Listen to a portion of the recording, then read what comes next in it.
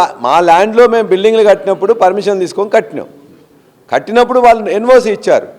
ఇవాళ కాదు అని చెప్పేసి అని అనుకున్నప్పుడు వాళ్ళు ఏ విధంగా మేము కాదనేది మాకు ఇవ్వాలి లెటర్. మాకు ఇంతవరకు ఏమి లెటర్ ఇవ్వలే. మాకేమైనా లెటర్ ఇస్తే దానికి సరైన సమాధానం మేము చెప్తాం. సో నోటీసులు ఒకవైపు ఫిర్యాదు అయితే వచ్చింది, కానీ నోటీసులు రాలేదు.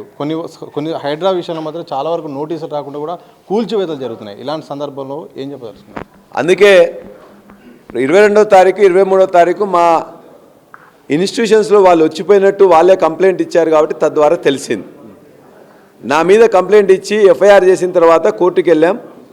ఈ విధంగా వీళ్ళు మేము ఎంకరేజ్ చేసినామని అంటున్నారు, మా దగ్గరికి వచ్చి పోయినామంటున్నారు వాళ్ళు అధికారులు.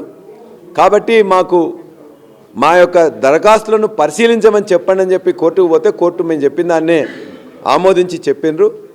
కాబట్టి కోర్టు చెప్పిన ప్రకారం వాళ్ళు మాకు నోటీస్ ఇస్తే ఆ నోటీసుల ప్రకారం మొత్తం కూడా నేను ప్రజెంట్ చేస్తాను.